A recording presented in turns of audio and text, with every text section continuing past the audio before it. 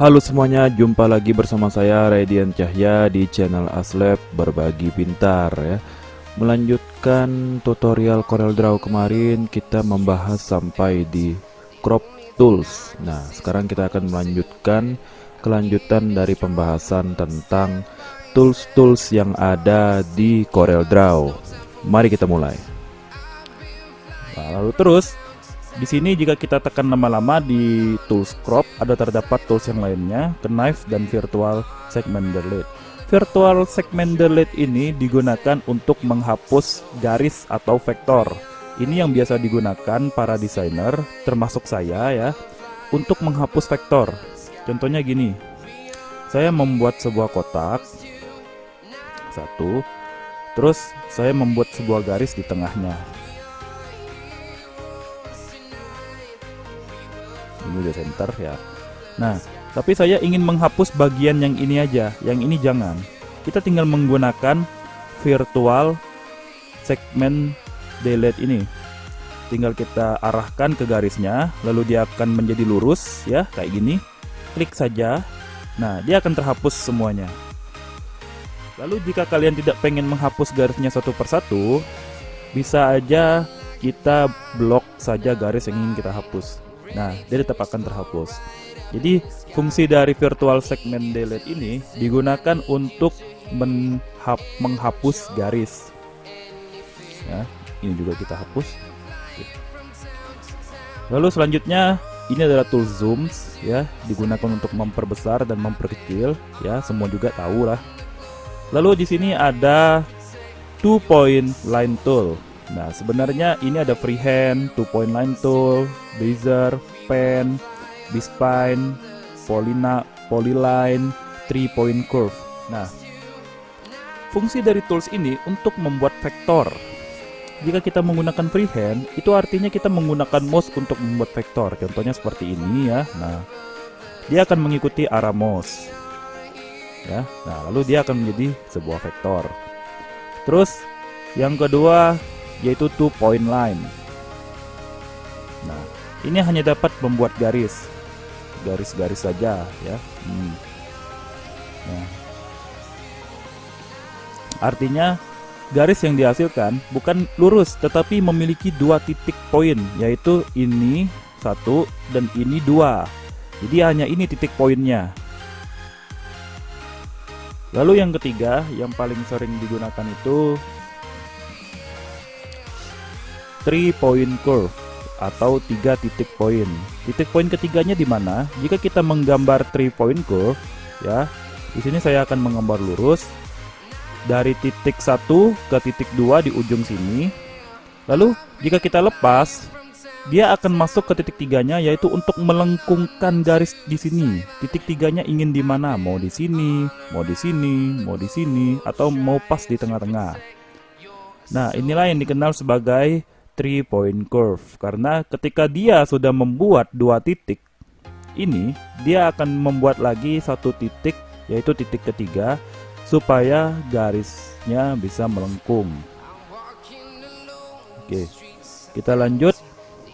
Nah, artistic media tool ini jika kita alihkan ke sini ya, di sini terdapat tekstur, artistic, kaligrafi, objek, scroll, sensual, splatter, simbol, ya, dan terakhir tekstur.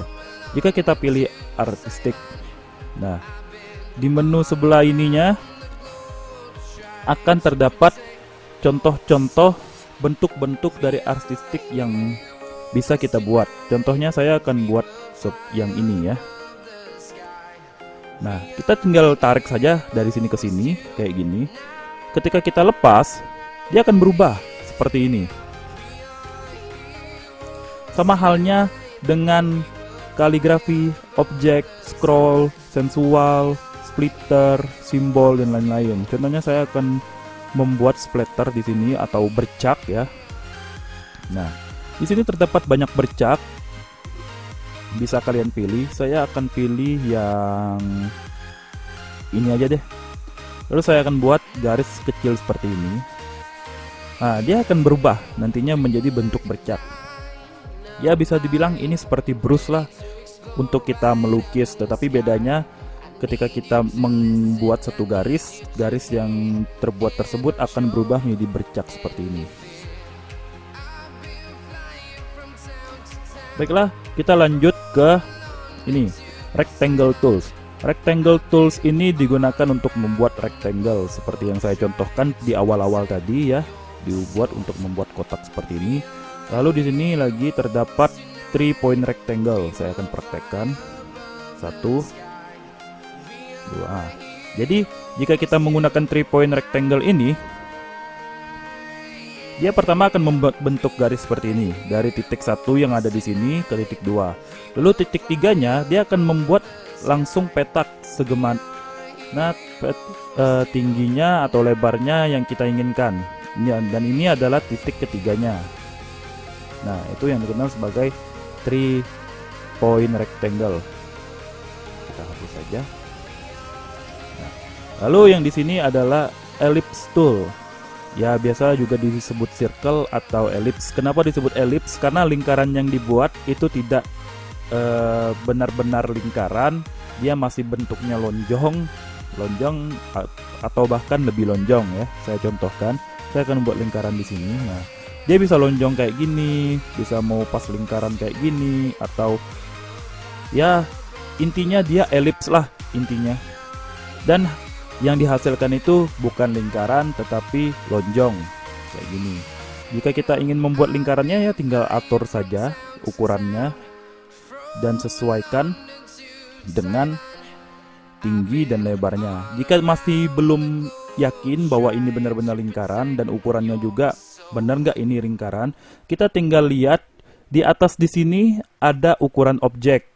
Ya, di sini tinggal kita ubah aja. Jika lebarnya 300, berarti tingginya juga harus 300 jika ingin membentuk lingkaran.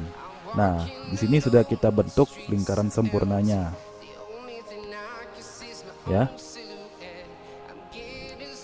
Oke. Lanjut ke ini 3 point ellipse. Kenapa disebut 3 point ellipse? Nah, jika kita menggambar sebuah kotak di sini ya, saya akan gambar sebuah kotak dengan ukuran yang sama. Ini saya ganti 500 dan ini saya ganti 500 juga. Nah, jadi ukuran kotaknya sudah sama. Fungsi dari ini untuk membuat lingkaran menggunakan 3 titik poin. Titik pertama saya akan taruh tepat di atas kotak ini. Aduh, salah. Ya, ini titik pertamanya. Titik kedua akan saya taruh di kotak yang bawah ini, di garis bawah. Lalu titik ketiganya tinggal kita geser ke kiri atau ke kanan. Nah, kita akan membuat lingkarannya sesuai dengan kotak.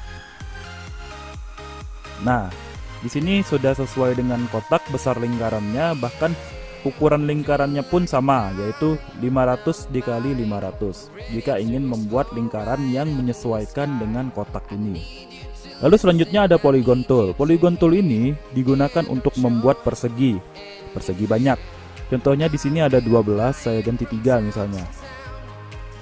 Kita ganti 3 dengan ketebalan garis 2 pixel.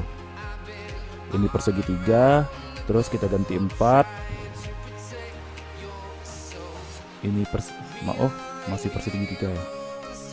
Kita ganti 4 di sini. Ya. Ini persegi 4-nya, ini tadi seharusnya persegi 3. Saya ganti dulu ya. Bisa diganti ya. Jika ingin mengganti persegi yang sudah jadi, tinggal klik saja itemnya, lalu arahkan ke jumlah persegi. Misalnya kita mau jumlahnya 10, tinggal klik enter. Nah, dia akan berubah menjadi 10 garis atau 10 persegi. Persegi 5 misalnya. Nah, akan jadi seperti ini. Lalu, ini adalah text tool, digunakan untuk menambahkan teks. Ya.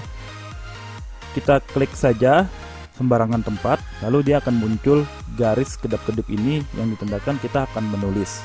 Kita tulis di sini example. Nah, lalu jika sudah selesai, klik pick tool. Nah, jika sudah diklik pick tool, Untuk mengubah huruf teks ini, tinggal pilih saja pengaturan di atas ini. Ya, di sini terdapat jenis huruf teks dan ukuran hurufnya. Di sini ukurannya 24 ya. Ini tadi ukurannya. Kita pengen 200 misalnya, atau 16 atau 36. 36 lah. Nah, ukurannya 36. Terus jenis hurufnya ini Arial. Kita ganti misalnya jenis hurufnya ini mana ya? Anoxic ini yang paling tebal. Nah, yang bold. Nah, jenis hurufnya sudah berbeda. Getting stronger, step by step. The clock is ticking, but there's no time for me.